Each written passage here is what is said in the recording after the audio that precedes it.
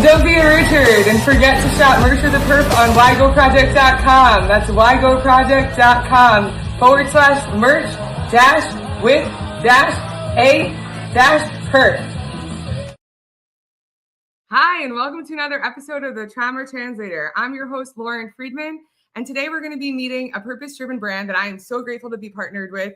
It's KOMUSO Design. They have the most functional fashion necklace ever. It helps actually reduce anxiety in real time with the micro calm moment. We're going to be talking about that with the co-founders, Todd and Vanessa, today. And I'm just so excited to welcome them to the show. And, I never really set this up in previous episodes, but the Trauma Translator Live and Pod is really focused on education, empowerment, and also elevating purpose-driven brands and people and platforms. So my whole goal of this is to scale out the How Are You Healing ecosystem and to help people find those resources in real time, whether it's an EMDR therapist or a consultant or a trauma-informed coach or somebody to help you through a hard moment. It's really hard to do on your own, right? Connection changes everything. So one of the ways I've found to be able to connect with myself is through the KOMUSO Shift necklace and the KOMUSO Flex and all the different ways that KOMUSO is bringing calm to our lives in those micro moments that we need it. Because it's not a big thing, it's a small thing. So without further ado, please welcome Todd and Vanessa to the Trauma Translator. Hey, thank you so much for having us, Lauren. Thank you for having us, Lauren. Maybe you can't see Vanessa, but she is here, I here. promise you. She is a real person. And it's so funny because I know this is supposed to be a calming episode based on what we do, but that music made me feel like Conor McGregor walking into the octagon. Like I'm hyped up right now. So hopefully you guys can feel that energy. We're really excited about this. I love that. I love some good energy myself. And I agree with that. That is hype music. Sometimes I do need to use my my KOMUSO Shift though to downshift after being hyped up on music. So it's true. Only music can save us. I use that as nervous system regulation too. So it's interesting that you felt that way, right? Because it really can shift your physiological state. Well, isn't that what we're doing all day, right? We're like riding this emotional elevator up and down. And I think that there's so much attention being spent on like, how do we come down? And it's like, if there's more awareness about why we're going up, then coming down isn't as hard, right? And that's where we get into the calming techniques with breathing, because it's simple and it's something we do 22,000 times a day and don't realize because we're breathing shallow. But we'll get into that. I'm just so glad to be a part of a show where there's so much attention being spent on, like awareness of what we're feeling and then what we do with it once we understand what we're in it. Well, that is so beautifully stated. And thank you so much. Like I was saying to you before the show that I originally was introduced to this at Onsite, which was a trauma workshop that I went to. It was only 6 days, but it was life-changing for me. And, prior to Onsite, I've been working in EMDR. I've been doing all these different ways. I was raised by 2 therapists. I was in therapy since I was 5 after my dad's first suicide attempt, and like nobody understood the mind-body connection. So I'd been having somatic responses since under 2, but because I was so high functioning and so high achieving, I never had an IEP. I just slid right under the radar. So it took me till I was almost 40 and I was having flashbacks, wetting the bed while interviewing at Amazon, Google, Oracle, still securing those jobs, right? Being so high functional, but never being connected with myself, but being so connected with others. So when I went to Onsite, there was a lot of time to just have awareness with yourself and be able to connect with yourself and others. And in the gift shop, they had this beautiful display of the KOMUSO, basically the entire KOMUSO collection at the time. Now it's grown significantly. And I just thought it was so cool to have a beautiful necklace that was so versatile. And it's for men, for women. You could wear it literally in any place from the boardroom to the beach. And I was just, the woman who worked in the shop was like, you should really look at this. Like, if you need to learn how to breathe, this is going to help you. And when I first looked at it, I was like, how is this going to help me? And then I tried it and I was like, it's the exhale. Yeah. And you're right. It's being aware in that moment of why you're getting escalated. Like why Eminem sends me into like an absolute psychotic place. Like I'm like amped up. And it also used to send my dad into that, So like, it's interesting to think about how there are different stimuli, right? Because we call triggers or anything that disrupts our physiological state. Stimuli, and how different stimuli can regulate you or dysregulate you, like to your point. And that's where it is, right? And I think that the solution we found, at least it being this simple moment, was simplicity, right? It's like, what's the one thing we can do that we don't have to think our way through? Because when you're going through it, I'm sure you can attest to the fact that trying to get out of it with your own thoughts is like trying to draw through a maze while your hair is on fire. It's too hard. I think like you even experienced that with the first time, I think was going through childbirth. It was like you practice all these techniques, you feel ready, and then you get hit in the face, and it's like, and then it's time, and then you show up, and then it's like it's almost like you forget everything that you're taught. And the one thing you can really rely on is your breath. It's the one thing that we do unconsciously, but we have the power to do consciously. And if we change that, then all of the little cues that are happening throughout the day that affect how we feel, like all these little, you know, whether it's visual or sensory or whatever it is, how we breathe defines how we like accept it in our mind and our bodies, right? So you want to throw that? No, you said. I couldn't agree more. It's your breath that either stabilizes you or destabilizes you. And unless someone teaches you, right? Like no one ever taught me how to human. I was doing everything wrong. I was working out 14 hours a week. I was starving myself, but I thought I was doing it right? Because we're taught certain things and no one ever teaches you how to breathe. Like I was paying so many people to teach me, to tell me to breathe, and I couldn't. I was embarrassed to. And that's actually something that we're not aware of unless we are forced to become aware of it. So this micro calm moment, I told you, I'm obsessed with that marketing tagline. I wish it was my own, but truly what it is, like I call it a seek parvis magna moment, greatness from small beginnings. Because you're right, it's not a big thing. It's one thing that adds up over time, right? It's compounded. And if you can come back to your breath in those moments of stress, you could do it again and again. That's neuroplasticity. You just retrain your neural pathways. So like now I have to remind myself still to come back to my breath in those moments, but I know I can, and I've done it before. So the fact that you can experience it once and then experience it again and again through retraining your brain. And just, I really believe like, even if I'm not using this, let's say I'm driving and I'm not using this in that moment, just having this on makes me more aware of my breath. Like it's I don't know if it's psychosomatic. I don't know what the word is.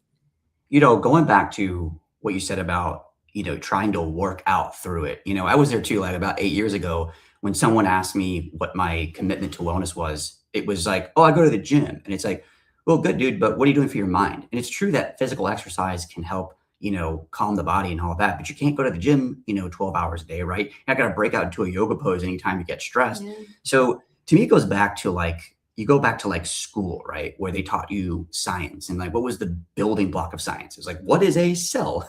So I think for us, it's like, no one ever taught us, at least going back to my childhood, like, how do you think, or what are you supposed to do with your thoughts? No one, we go into like quadratic formulas, but like, how do you manage a negative thought?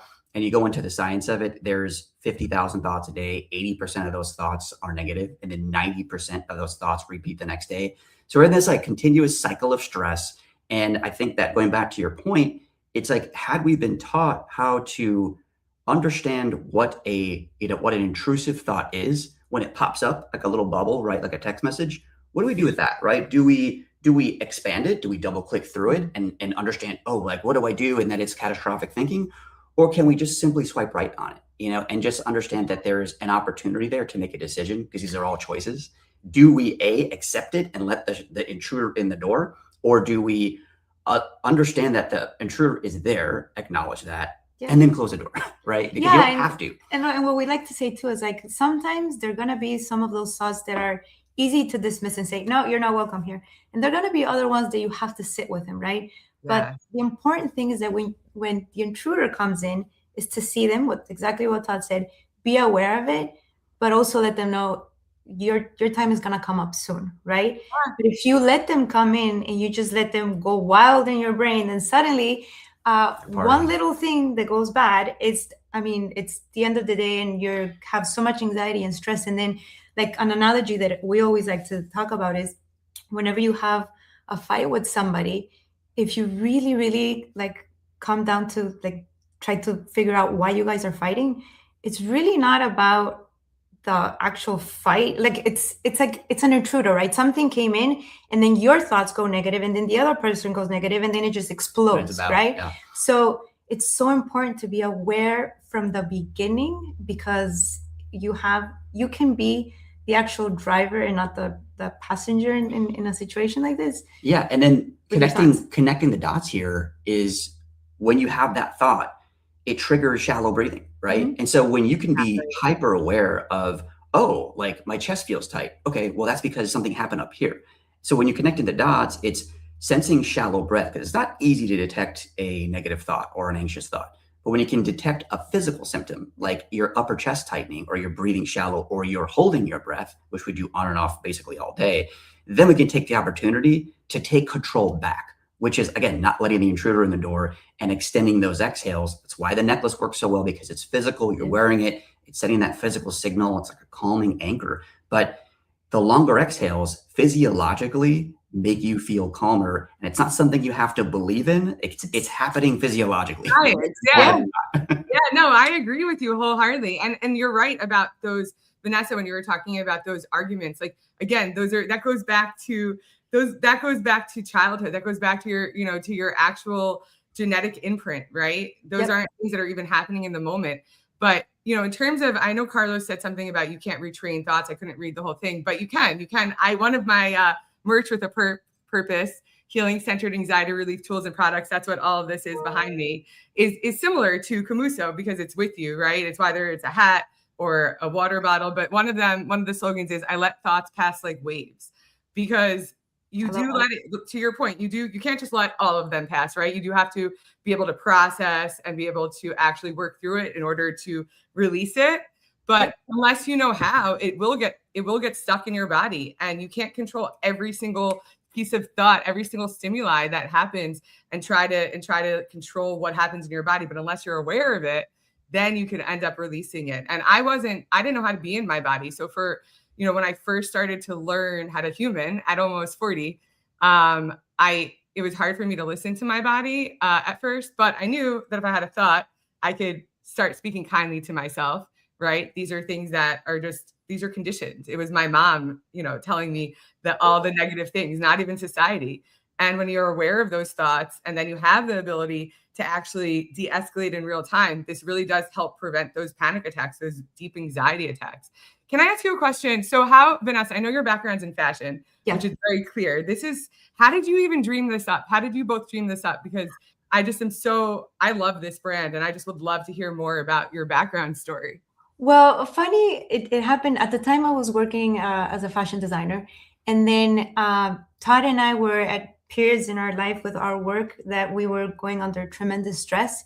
And we kind of decided that was just basically the standard, feeling like that all the time. But we realized that was affecting our personal lives, our relationship, everything, right?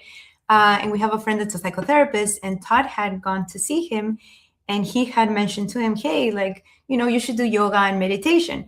I was doing yoga and meditation at the time, but then all the little micro moments that anxiety would sneak up, I couldn't go and do meditation or yoga for 10 minutes, right?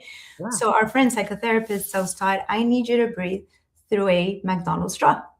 So Todd is like, all right. So he breathes through it, and he comes back home and he says, you are not going to believe this. He's like, I need you to breathe through the straw. It's really going to help you. So I was very skeptical about it. And I tried it, and I noticed that after doing it for about a minute, I could tell, I could feel how my jaw was relaxing, my body language was changing. I was more receptive of everything around myself, as opposed to, we don't notice, but sometimes we're so tight just with our body language. And by doing it, I'm like, all right, I think there's something here. So brainstormed together, and we went back and forth. We're like, okay, so how do we take a straw and we make it something that can actually help people, right? So there's where design came in, and I thought about something that you can carry close to your heart, because it's something that means a lot, something that is a reminder when you're wearing it, and also something that is functional, right? And the actual design of the piece came from the KOMUSO monks of the 17th century. They used to use this flute that's called a shakuhachi, a very, very long flute. And they actually, if you try to trace back meditation, it started with them, because when they would use the shakuhachi, they would exhale for so long that they reach meditative states. So then we said, all right, we have something here. So we took the design of the shakuhachi, we actually just made it smaller.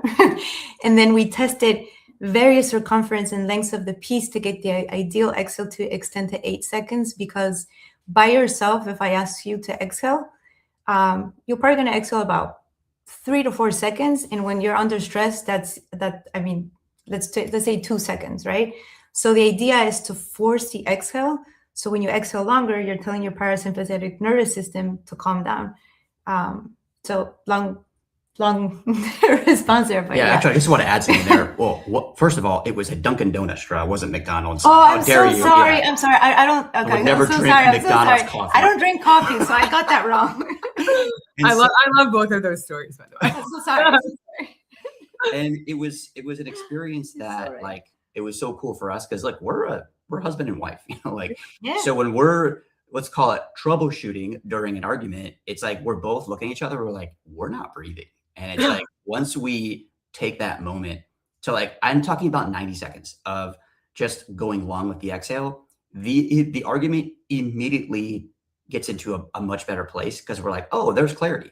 And it's not random, right? There's when you are in fight or flight, when you are shallow breathing, something very simple is happening to your brain.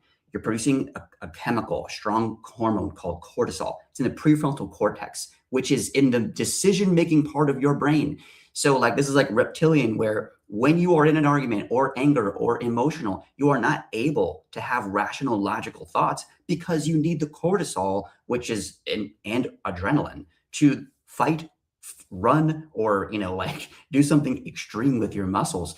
But when you're trying to talk or sleep or have a conversation or just be yourself, you battling the cortisol, you're not going to win, So that's where the breathing comes in. It's just this simple thing you can do every single time to get you back. Well, it's like, for example, another example, when I used to be a designer, I had to give presentations, right? So I like to say that I'm really good at being at the computer, working the whole thing. And the minute that I have to stand in front of people, my goodness, I could be as prepared as possible, but I would feel my heart racing. I would feel like I'd be turning red. And I mean, whether it's in a fight, whether it's before you're presenting in front of people, it's that, again, that micro moment that comes in, the cortisol peaks in your brain, and then it just takes over, right? But you have the ability through breath to calm down and tell your body, I am safe. It's okay, right? So that's why we wanted it to be a necklace. So it'd be around your neck and you would have it with you, kind of like a security blanket, let's say. Yeah. No, it is. Oh no, no, it's totally that's literally like it's a reminder to reset your nervous system. And I think it's really cool the way you just explained all of that, because I also talk a lot about the neuroscience behind it and the physiological responses. But to your point, like when you're working together, especially as a husband, wife, as a family business, like my ex-husband, we were together for almost 20 years. Like he's in a family business. And I was like, I will never work there because I don't want to be part of that situation. It's hard. Yeah. But it's also really good that you actually created something to help you in those moments, because what's interesting about that story too is like I was in psychotherapy my whole life, and no one once ever got me out of my head and into my body, because if they had, I wouldn't have gotten to that point. So I think it's so interesting that was something that you even found through that type of engagement to begin with. Like that therapist is actually like, is more trauma informed than most people that I've ever met. Yeah, you know what? It goes deeper too, because there's one of your users here just asked a really good question about how do you know which thought to dismiss or not, or how to gently dismiss it. And I think that's so important, because when that statistic I just shared about the 90% of those thoughts repeating the next day, I think it starts with the initial awareness of like, what am I thinking about? What are those things that are always coming back to me of like, oh, is it money? Is it relationships? Is it like what just keeps coming back and tapping you on the shoulder? And I think the first step in that is just saying, hey, like, what is it? If I asked you to write on a piece of paper right now what you worry about the most, could you do that? Could you identify that thought? That's the first step, right? And the second step is then identifying, and maybe I heard this one time in another podcast. It was someone saying it was another therapist saying, what if you thanked your mind for bringing that to your attention? Like, hey, thanks, man. It's like someone stopping on the street, be like, hey, watch out. There's a pothole right there. Yeah. It's like, oh, dude, thanks. So it's acknowledging it, being like, thank you for trying to protect me. I get that anxiety is just protection, right? It starts in the back of your brain at the amygdala, saying like, it's like scanning for all of the shit that could go wrong. Yeah, right? that's me. What could possibly happen? Yeah. But the problem is it's overactive, right? So we're seeing things as too many threats, and the thoughts become threats.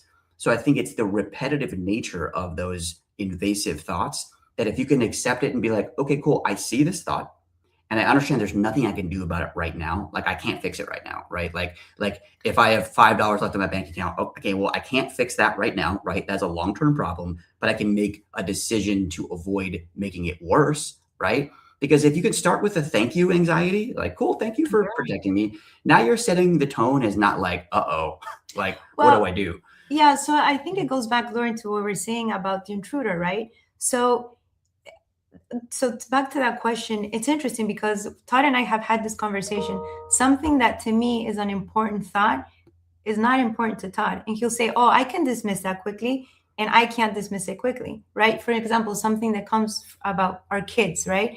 I won't dismiss it as quickly and he will. So I think what really, really matters as opposed to whether you can dismiss it or not is being aware of why you're thinking about that one thing specifically.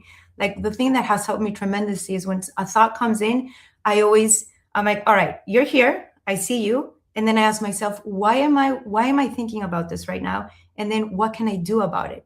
And if I realize that there's nothing immediate that I can do about it, then it says, okay, I'm going to put you back here in the back burner. There's nothing I can do, right? And a lot of the things that we have anxiety about are things that haven't even happened. That means we have no control of them, right? Yeah. And it's that innate thing of us that we want to be able to control everything to kind of secure our future so we know that we're okay, that kind of takes over. And that's the beautiful part, is that when you're able to, like, through breath, acknowledge things that are coming into your life, it actually starts becoming liberating because you get to decide. You're like, you know what? I'll give you an example, not to make this too long, but about a year and a half ago, we were in a car accident. I have a bulge disc and it brought a lot of pain, right? But the pain was so chronic that it got to my head to the point where I thought, this is it. Like I'm gonna live like this forever, right? Yeah.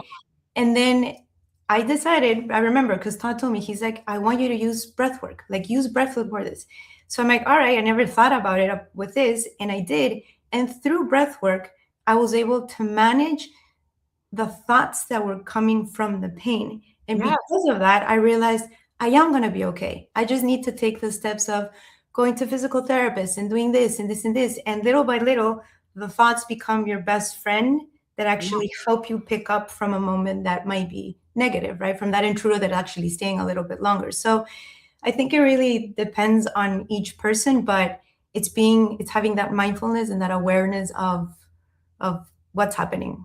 Yeah, no, I couldn't agree more. I think I'm sorry about your accident, but I'm so happy that you're better now. Cause I had debilitating back pain that I thought I was never going to be able to move again. And I was like, when it first started, I was like 30, or I wasn't even 30 yet. And this is a very long time ago. This was what precipitated eventually me getting very sick. But through all of what I started doing body work, I learned I had a 39-year stomach ache, which I never understood because I only recognized it by the absence of a stomach ache at on-site during one of the days there. So what you're describing is every single thing that I practice too, because you can actually send breath to those places and it actually opens it up in your body. Like amygdala activation is real. Like I have a photographic memory from under the age of 2 from amygdala activation. So like, wow. I know it's crazy. It's very hard when you think about intrusive thoughts, right? I've had to learn how to get rid of these things and tell my body that I'm safe and have those micro moments. So every single thing you're saying is real because it is physiological. It's science. Yeah. It's literally science. And when you think about changing those thought patterns through breath, right? You can breathe through the pain. Like one of the ways I started to learn how to do that, because I didn't know I wasn't breathing, right? I didn't know I was tightening up at the gym. I didn't know that, when I was getting body work, I started doing that and it helped me understand like where I was protecting myself in the body. So everything you're saying, like the whole human experience is about protection and safety, right? Our body just wants safety, and all of the things that happen to us that are stressors become more protection. And if you're not aware of how those thoughts impact your body, then you're never going to be able to release it. So I think that's really a beautiful story that you shared about being able to use your breath to actually get yourself out of those moments so you're not stuck. Yeah. And, I want to bring up something because we're talking about micro calm, right? But there's also micro violators. And the biggest one, at least for us, is this guy. right? Our phones are, we look at the statistics, I won't get into all of them, but you look at life 50 years ago, we're consuming more news and more notifications in one day than people a few hundred years ago did in a lifetime, right? And 50 years ago in, a year or two. So we're getting all of this. You mentioned stimuli, right? Well, there's consequences to too much stimuli. And the consequence of that is burnout, right? And I think that we've come to a place now where people are, I think, proud of it. It's like, yeah, I'm busy. I'm efficient. I'm checking boxes. And it's like, cool. Are you happy? Like, do you enjoy your life? Or is it just about the efficiencies and about getting stuff done? So for me, it comes down to like my biggest violator is the phone, because the phone, I don't know if anybody here can relate, but when I checked my phone, I was aware of what I call anticipation anxiety, where I would pick it up and I was going to see something, right?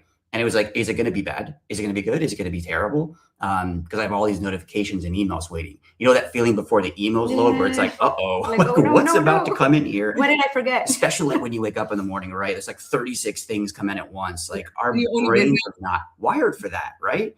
So it's learning how to like accept information and slow it down. You don't need that much. You don't have to go to that news website. You don't have to scroll for that long. You don't, like, if your phone disappeared tomorrow, your life would improve. Like, just think about that for a second. Yeah. like how crazy is that thought that we would actually like start to feel better? There's all these scientific experiments that went through like these dark rooms and things like that. We spend, for a week, if you take all electronic devices away, you're good. So for us, it's like, let's be realistic here. We're not going to get rid of our phones, right? That's not happening. But what we can do is like insert like some sort of barrier, right? And we call that breath. So it always comes back to breath. So like what I do is before I lift my phone up, I'm long on my exhale. So at least I know my nervous system is going to meet whatever information is on my phone with peace, or at least with a clear mind instead of the cortisol, because at least you're entering that moment. I mean, really any moment, right? If you're about to enter a conversation or a meeting or you're trying to fall asleep, meet that moment with the long exhale, because you're going to make the decision to either ruminate or, or be calm, right? Or at least be clear. You don't need to be the monk on the mountaintop. We're just asking for clarity, and clarity comes with breath. So just be fully aware of the 150 times you're checking your phone every day, because that has consequences. And you can install this little hack, this little wellness hack with the breath. And obviously wearing the necklace makes it easier because it's right there, right? It's going to send that reminder. But I promise you, it will start to elevate how you feel. Your moods will improve, because what else do you do 150 times a day? Like you're breathing 150 times a day, like in a better place. It's going to start to level up. Yeah, no, it's right that all the stimuli really does burn us out. Like I used to be one of my slogans was like West Coast soul, East Coast hustle. I don't even believe in the hustle anymore.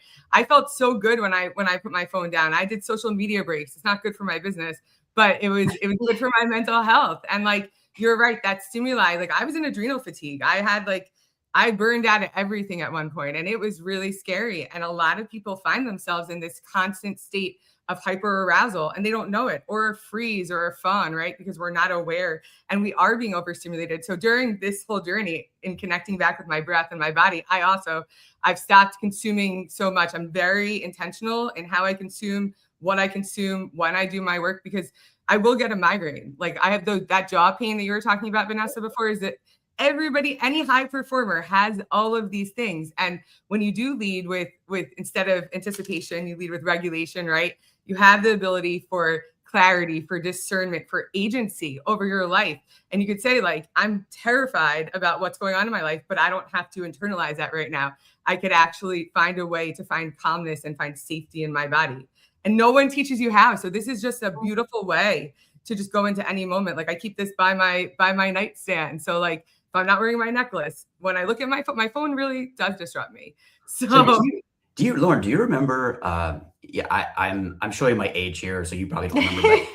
But the first video game ever was this game by Atari. I'm just blanking on it, an asteroid or something. Oh like that. The Asterix or something. I do remember that. Yes. So this is the little thing that goes under the screen. Yeah, like there's like asteroids coming at you, and you have to move the bar to like. So this is the metaphor I want to use, because it's the way I look at it is like, you don't control a lot that happens to you, anything really that happens to you, right? You control your response to that. It's a Stoic principle. So I look at it as like the game of Asteroid, where you are moving the controller to whatever happens, but you're not controlling the asteroids, right? You can't. Yeah. You can't control the weather, right? You can't control the emails that come in. You control your response. So it's like, so just pay attention, because in the game of Asteroid, you cannot get ahead of the game. You have to just deal with whatever asteroid right in front of you. Yeah. So I think we get into problems when we try to solve all of the asteroids, right? Like, how am I going to solve all the asteroids today? You can't. And then that puts you right into fight or flight. And now you're making decisions from a place of dysregulation and overload, right? That's burnout, because you're trying to juggle too many things at once. So just go back to Atari, like just go back to simple and just control that little bar with whatever's happening right now. Ping, good, next. Just deal with one thought at a time. Well, so it's funny you should say that. So one of the companies I worked for was acquired by PayPal, and Don Kingsborough, I don't know what he's doing now, but he actually was one of the, I don't know if he was a founder of Atari. So when you said Atari, it reminded me of that. It's really not part of this, but I used to think of my life as like playing a constant game of whack-a-mole. Yeah. And, you know, in therapy, you're taught, like I was raised by therapists. I was in therapy forever. And it was always like, it's not about what happens to you. It's about controlling your response.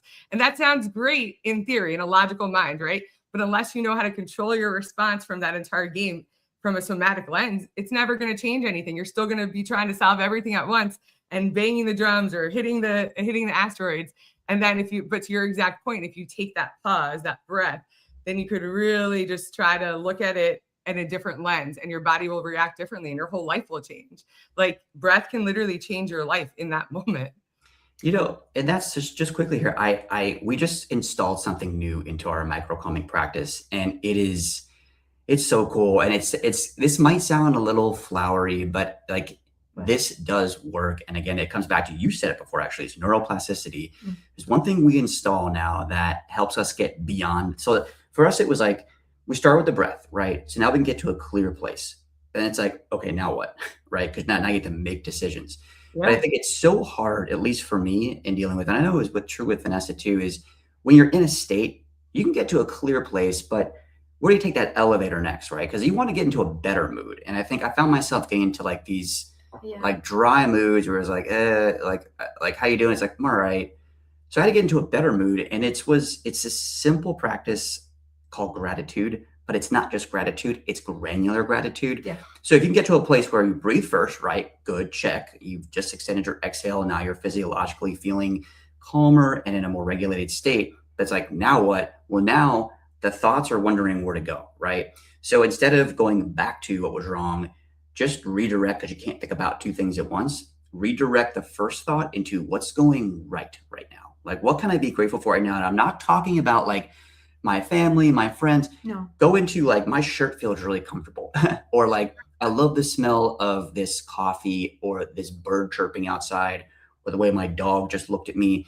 If you get into those micro sessions, you're going to train your brain to stop, or at least not as much go into what's going wrong, right? Because we're trying to do that. It's like, what's wrong? What do we fix?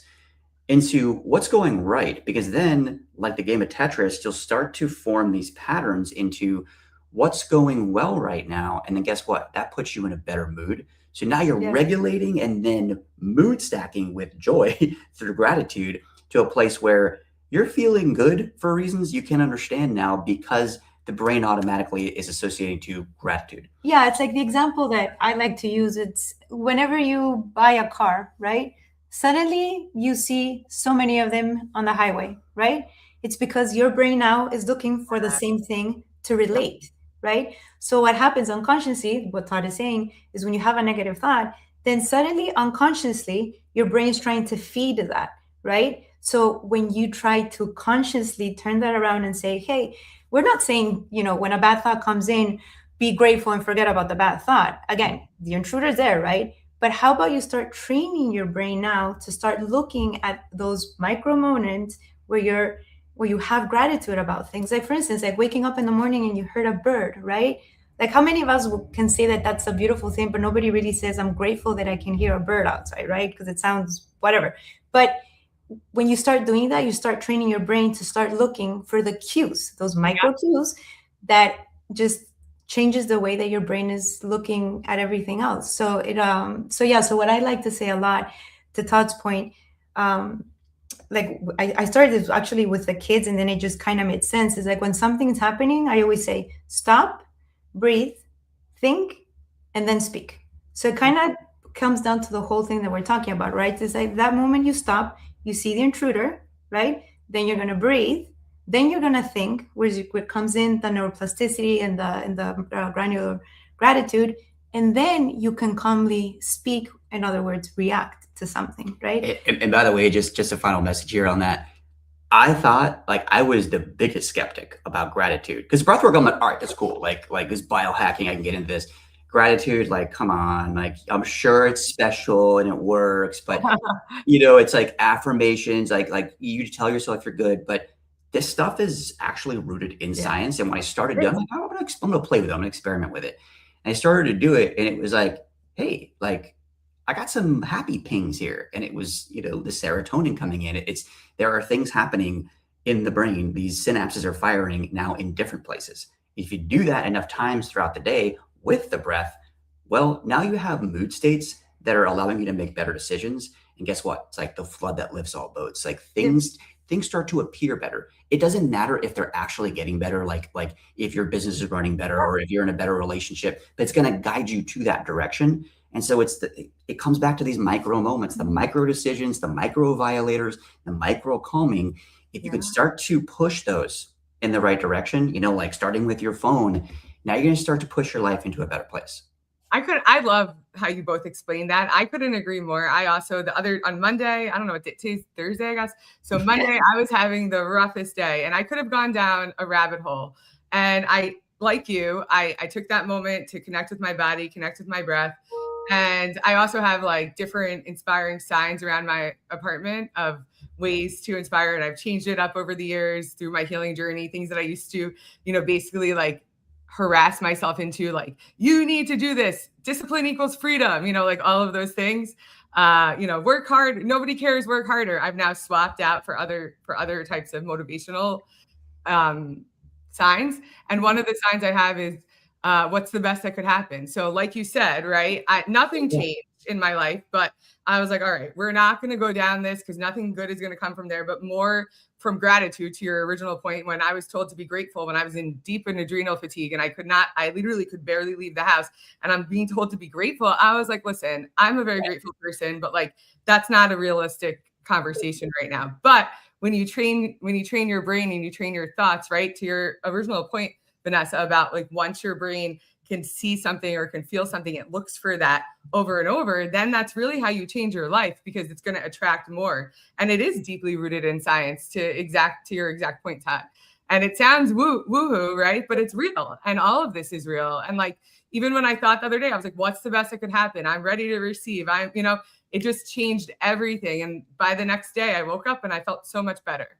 And it was also a smell that made me feel good. And when you're aware of all those micro stimuli and those micro moments, you could really change things in real time. But you have to connect to your body, and the breath is the way to do it. Yeah, and then another thing that actually helps with gratitude, because I've spoken to a few friends and we tell them, explain this, and like to Todd, some are like, all right, like, okay, fine, I'll practice gratitude, and today I'm grateful for the weather, whatever it is, right? But I feel like somebody that really wants to learn how to do it, a great way to do it is every day, write down one thing that you're grateful for. But the trick is you cannot repeat it ever again. That is very tricky. So that trains your brain to start unconsciously looking for things that are always there, but you're not aware of. And then eventually that becomes a habit. You go out for a walk and then suddenly,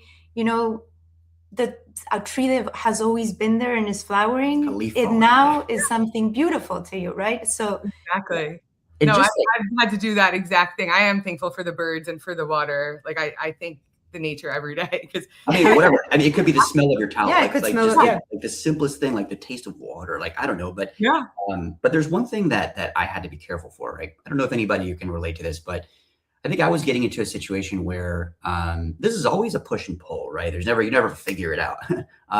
But I was getting into a situation where every day I would come into some unexpected thing, right? Because I would have this expectation of things are going to go well today and I'm going to crush it, right? And then like that thing would happen like it does every day, right? I always say that bus is never late because it's not. There's always going to be that thing that happens, that email that comes in or that unexpected thing or even a thought that throws you off, right? It's like Mike Tyson says, like everybody has a plan until they get hit in the face, right? Exactly. So if you have an expectation that something is going to be troubling, right? Because I was getting into a position where I was like, the troubling thing would happen. And I'm like, what is this? Like this isn't fair. And the second you catch yourself saying it's not fair, boy, you went somewhere wrong in your head. Okay. Yeah. Because anything could happen. And we can't expect to prepare for anything. We don't want to do that because then we're always in a ruminating negative state. But it's one thing where you can create an environment, a welcoming environment where it's like, oh, okay, there it is. Like there's adversity. There you are, like, and this is what I'm going to do. This is my plan. And it starts with what? Breathing. If you start there, it's always like, writing that tough email where it's like, you'll procrastinate it. I do this. And then all I'll do is to solve it this is like how I breathe through it is I'll write there like, hi, Lauren. And for some reason in my brain, that like gets me to the next sentence. And then I'm on my fourth sentence, right? So you just got to do something first. And that's where the breathing is that first step. So it gives you a little bit of that momentum, like pretend you're on ice, right? Ice skating. And it's all it takes is that first step and you're gliding. And now you're moving, right? So now you have positive momentum. So the breath is always that first thing to go to. But the expectation, this is one of my favorite quotes, which is happiness is reality, or sorry, is expectations minus reality, right? Because like there's a gap there. So it's like if we can just maybe like get our expectations maybe in line. And I'm not asking anyone to lower their expectations or of life in general. I'm just saying don't expect easy. All right. Because if we don't expect easy, then when hard shows up, you're ready for it. And when that first step happens with breathing, now you're already solving it. That wheel's already turning. No, that's really beautiful. And that's also that's just like a really good piece of useful information. We all procrastinate, right? We all like don't want to. I have so many things I've moved down my calendar for years at this point, and I have to get them done. And it's so stressful sometimes that I find myself in those freeze moments just because it's so overwhelming to me and it affects so many parts of my life that are in disarray and have been, and just starting with that breath and just getting that first line does create that momentum. It's physics, right? Your body will continue to be able to move forward. I think it's just such a beautiful thing that you've been able to create something that could really help people in those moments find their breath and be able to solve for those real life problems. I'm obsessed with this.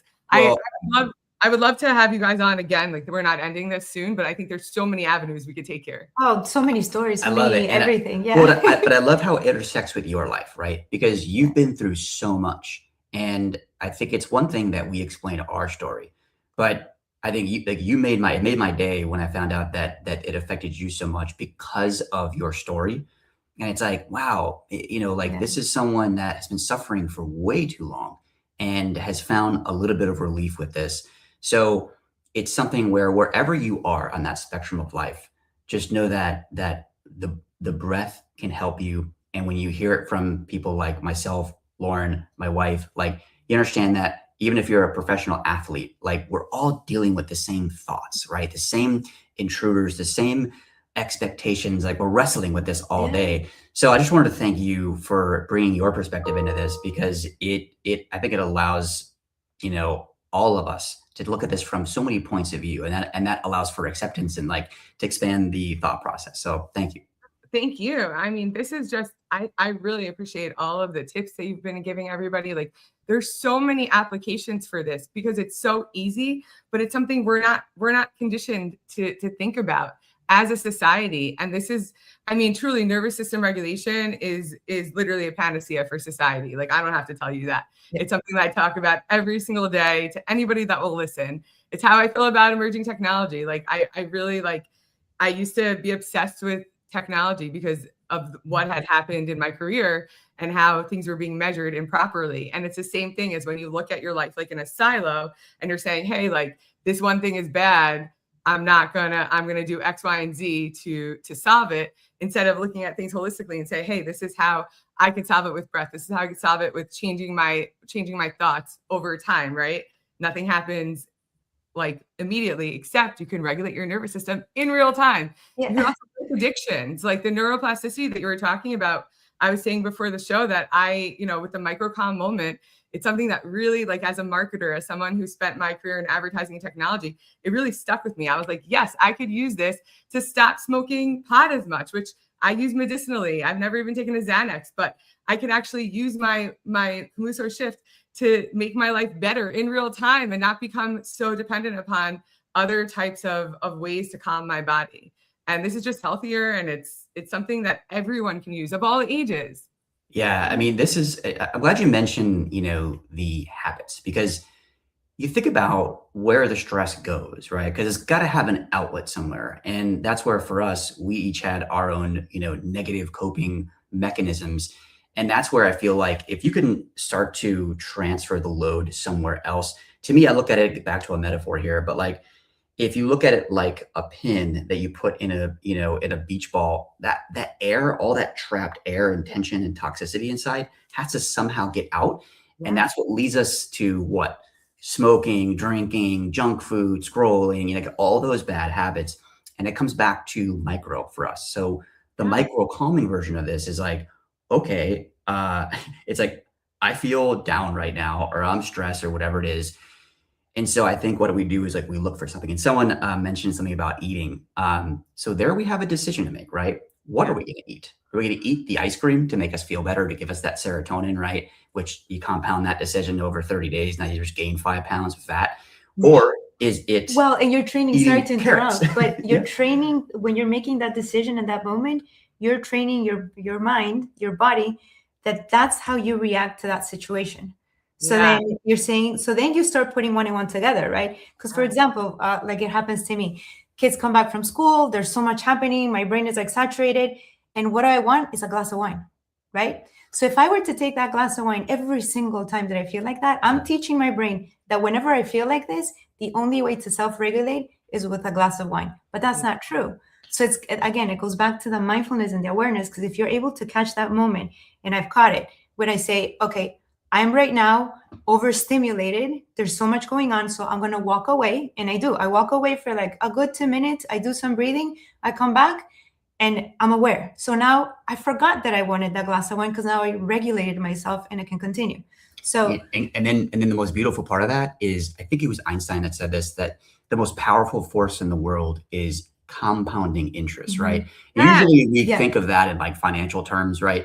But think about that psychologically. If you make that decision to opt for a glass of wine, that leads to the next night opting for a glass of wine. And then what? Over 6 months, like, now we have a big problem, right? So, but what if we go the other way with the pendulum, right? Where we're making the healthy choice. I'm not talking about every time. You don't have to be undefeated with your micro decisions.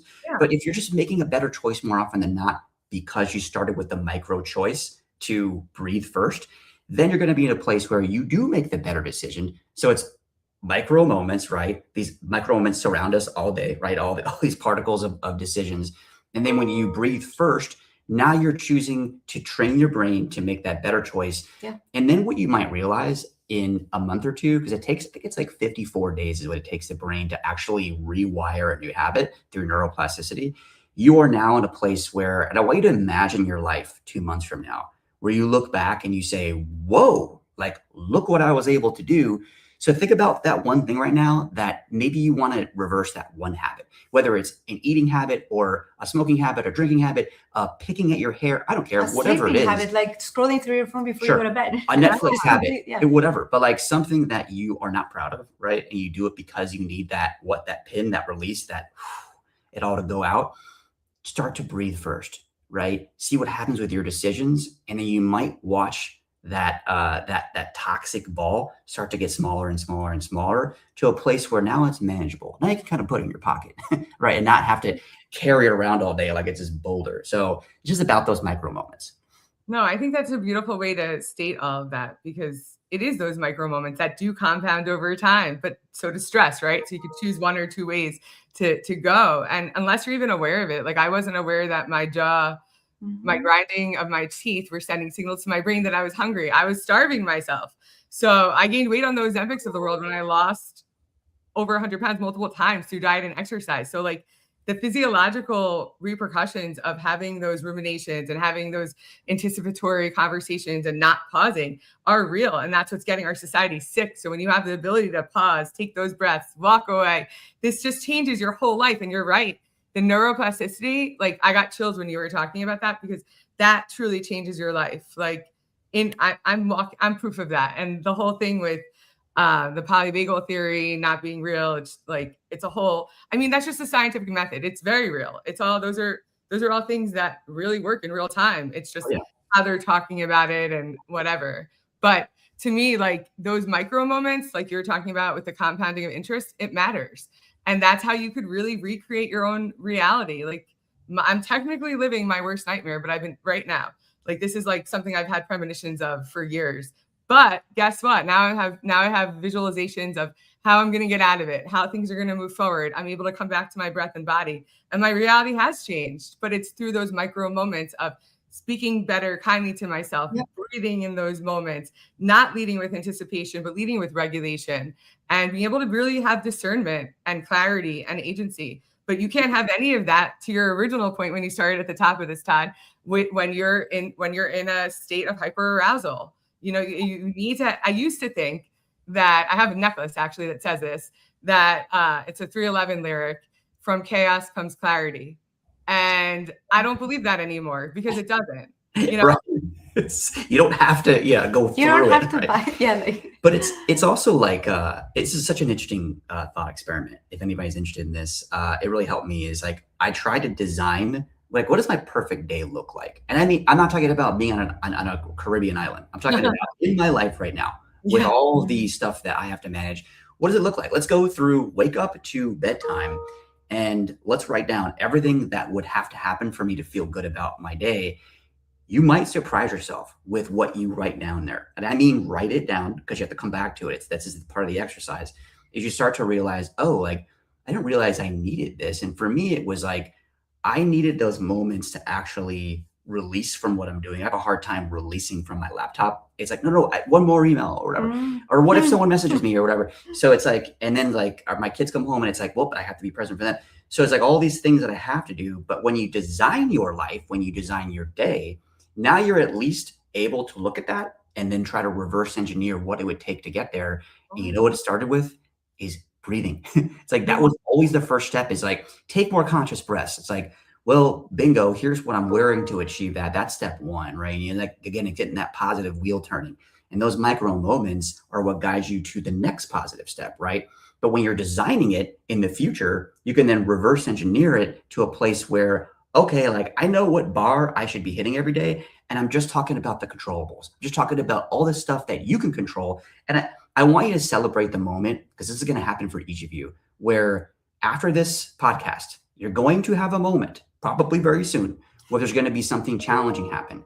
And in that moment, I want you to see yourself right now. I want you to see yourself taking a breath and just solving it or addressing it through clarity, through breathing. Because then you can pat yourself on the shoulder and be like, hey, like, I did something cool for myself, and like, that should be celebrated. And guess what? Then that rolls into the next thing that you'll make a better decision on. And then you get, like, your brain is going to say, oh, wait, that worked. Check mark. So next time it happens, the brain's going to say, ooh, my superpower. Boom, let's try that.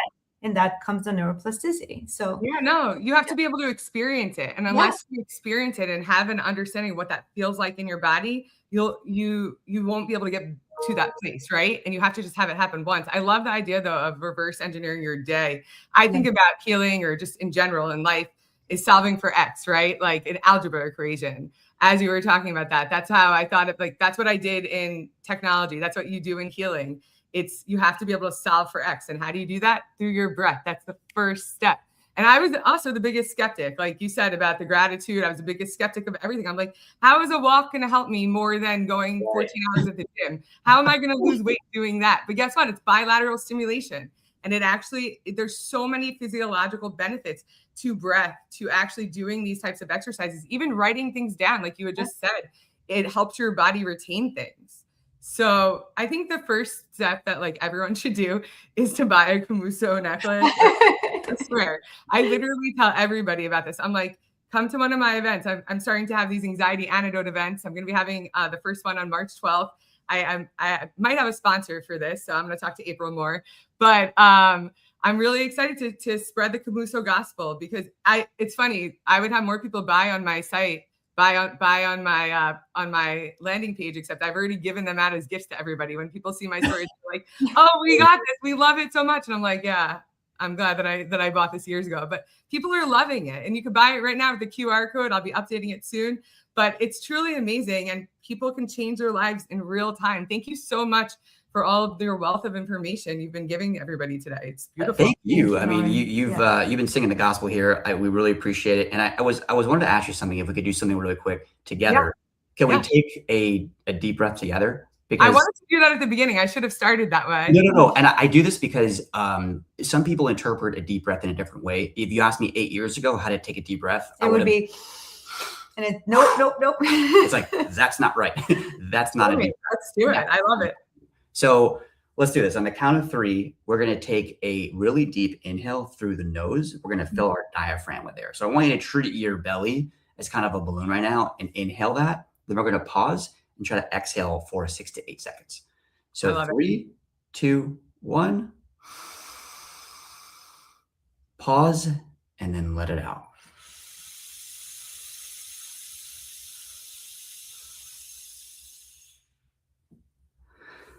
Feels so good. Right. It just feels so good. I love it so much. Thank you for that. Actually, that's what I plan on doing moving forward across the podcast at the beginning of every podcast, so that everyone is regulated. Because I agree with you. Yoga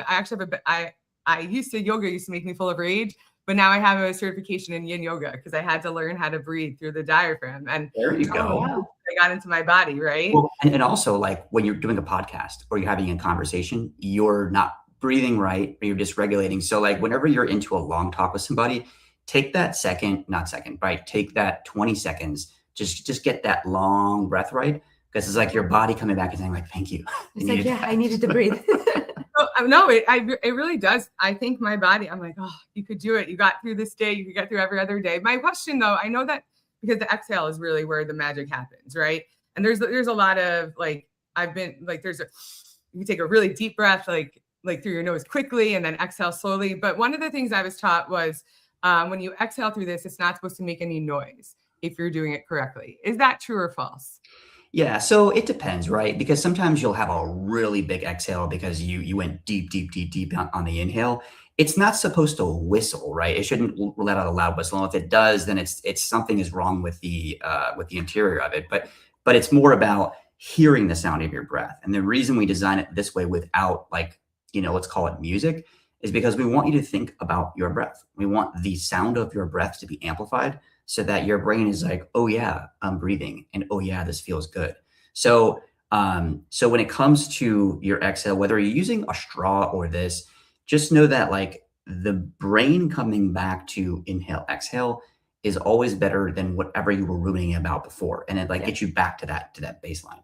But the other thing I want to add to that is that it happens to some people at the beginning that they'll inhale, and then when they exhale, they forcefully exhale. So they go, right? So that's the purpose is not to get rid of the air as quickly as possible, right? Now, that's why the circumference and the length is there, is to actually force that exhale, like to put resistance against you. But visuals that sometimes help people, I tell them, say that you blow up a balloon and then you let go of it and it goes, right? You don't want that. What you want is you blow up the balloon. You want to like lightly release the air. So that's the same thing you want to do.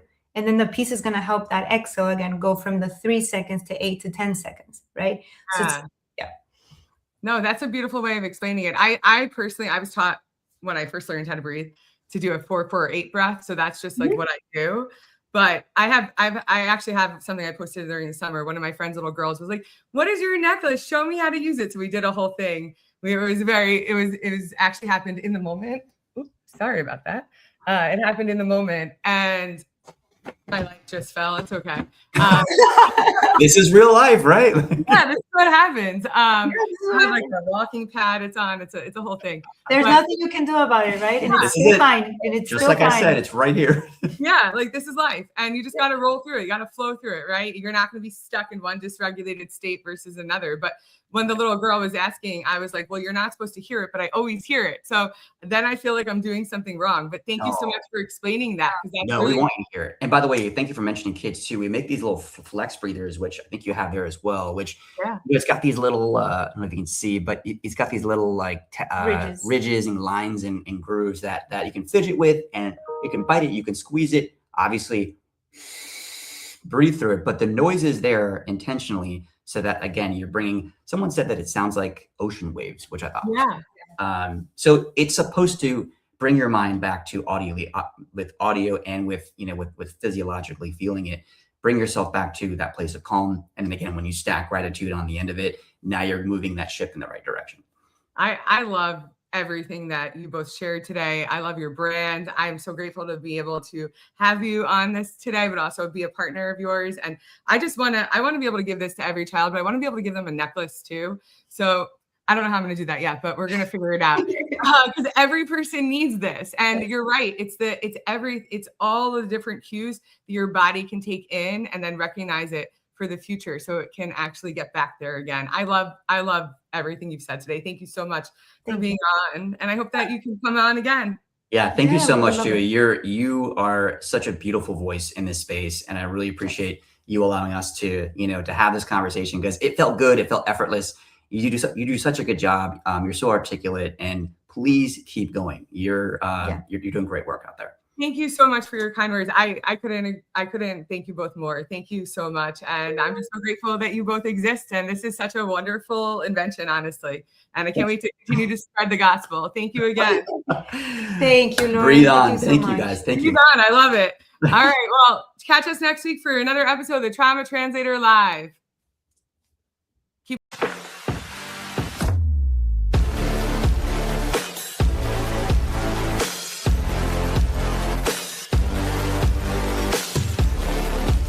To all of the jewelry that I have behind me, I'm always wearing the KOMUSO shift necklace. And the reason why is that it actually is an anxiety antidote. It helps you shift into calm in real time. And it's all about the exhale. So what I like to do is do a 4-4-8 breath. 4 seconds in, 4 seconds hold, and 8 seconds on the exhale. And the exhale is where the magic happens.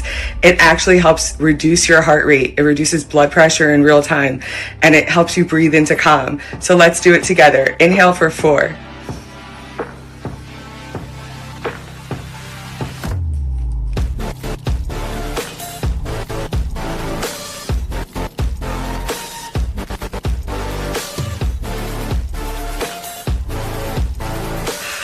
It just feels so good. This is truly my favorite. From the beach to the boardroom, you could wear it everywhere.